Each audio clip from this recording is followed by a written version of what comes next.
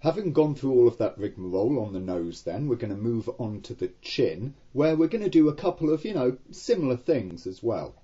The chin can be, moved around as well, same as the nose can, but once again, just like the nose, you can't really do it independently. If you bunch your chin upwards, it only happens if you also take the lip with it, the lower lip, of course, this time. So again, it's not something that you move by itself, it's something that moves in concert with other areas of the face. So we can see what I've thrown in here, just a chin root and a chin bone, okay, again, so as the bone is zeroed in position and rotation. And again, this is one of those areas of the face where the flesh is rolling over the chin. The actual chin bone, the part of the jaw, it's not set that deeply in. It's only a couple of millimeters through the skin. You've only got a very small, quite thin little pad of fat over your chin. Well, I suppose it varies from person to person, but it's not particularly deep. But just as where, the lips sort of orbit as they roll around the shape of the teeth when they go from side to side, you've got a similar thing here with the chin. So the positioning of this bone, the pivot of this bone, you want to get it, in a place that sort of acts as a centre of rotation and draws out, where the tip roughly draws out, the curve of the chin. Obviously it doesn't have an exact centre because it's not, a perfect circle section here. But close enough is close enough. We also, of course, create a chin weight map for the area, and again you can see that, I've really only got the, main frontal piece of the chin here at 100% strength, and then around its edges it is feathered off there. And let's also not forget that we do of course have the jaw map in this whole area, where we've got the main jaw coming in plus those hold bones, which were really only the side, they didn't extend down that far. But then we had the underjaw stretch bone, which we put in earlier. So this chin bone is going to be sharing influence. So let's rest all of that in there and grab the actual bone that's going to be doing the deforming, and let's see exactly how it blends, with the surrounding influence of the other bones. We can see actually it's quite, small. It's not having a huge effect, obviously, because it's being held by the other bones. The geometry of the chin is being held by the other bones. Now you could perhaps take the jaw weight map down on the, chin vertices to try and balance it out. What's perhaps easier though is just to, increase the strength of this bone beyond 100%, just in the same way as you can, put bones down below 100%, as we did previously in the odd spot to just smooth off their, influence. We can just increase a bone as well, obviously enough. So there we go. If I put that to 400%, that's, I think that's pretty good. And we can see that we've got, something similar there in the side-to-side motion that I think works quite reasonably well. So as I said, we're going to do something very similar to what we did with the nose. So I'm going to throw in a null. We call it the chin ref. Okay, and we can just pop it, somewhere in the chin is perfectly fine. Make it a child, of course, of the jaw track. We'll come up to our chin bone, get its motion options, and we're going to plop in a nodal motion, get an item info node for the chin ref item, and get another one looking at the low lip _m here. We'll get the absolute distance between them, and of course that is the distance then between the chin ref null and our lip m null here, low lip m null. Take a note of the base position for that, 0.0227, plug it into our input, so our base key, 0.0227 there, set the alpha down to 0, and what do we want to see? Well, as the lip pulls down, and the muscle is pulling that down, it'll also dip the chin. So what are we down to here? 0.0068. Let's take this down to 0.03 just so we can see our keys a bit better. 0068, let's say that'll be our max. Let's grab already our make vector here. We're going into the pitch. Make sure that the X and Z are set to 0 there.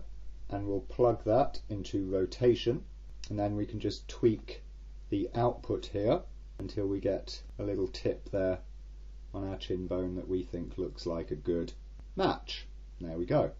Then obviously we want something coming to the other side, so as our lip pulls up like that. 0.0353, set this to 0.04, stick in another key, 0353, and just twist here to get our chin to come upwards. And there we go.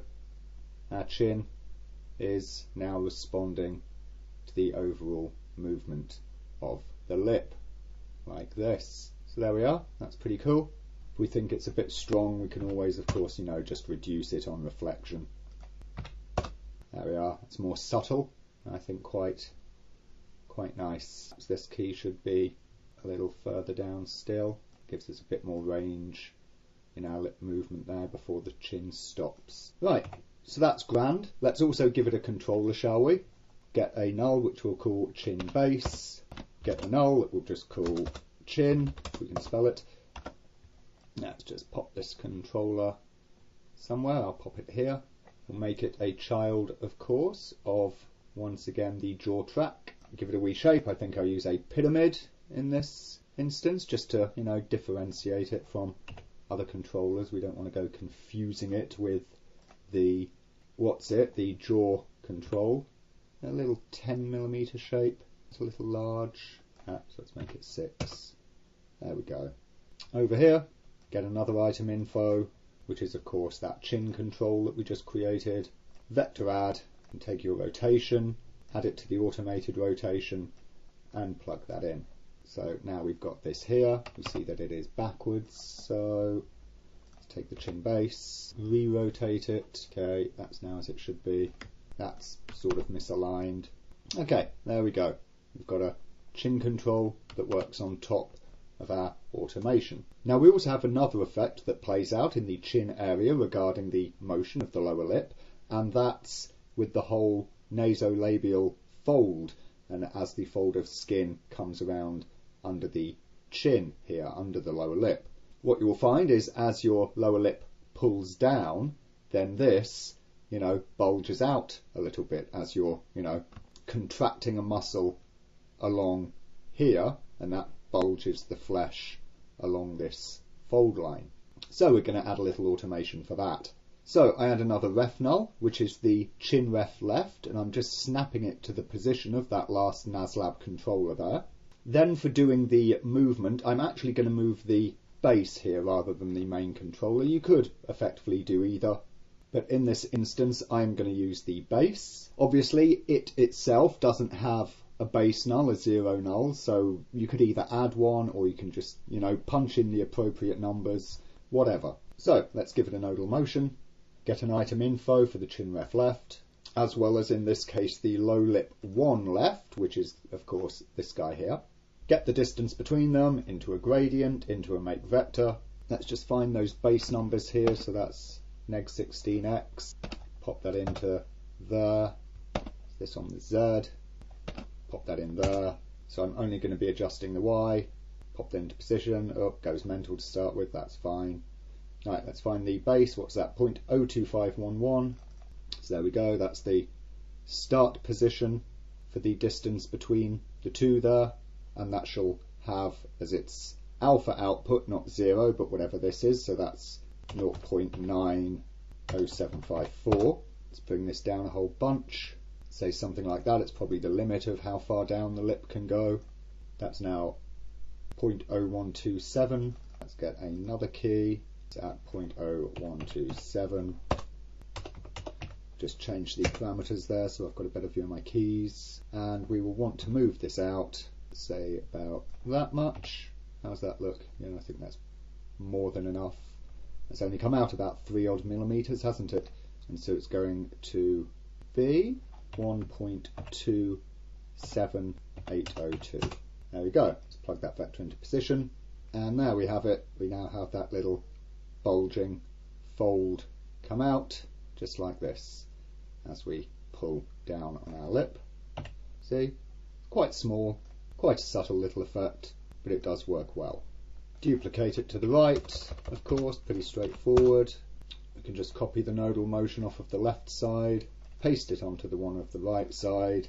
Obviously, we need to invert the X value, and also, of course, change the item info to be getting the chin ref right, and the other item info to be getting the low lip 1 right. But with those couple of changes, there we go.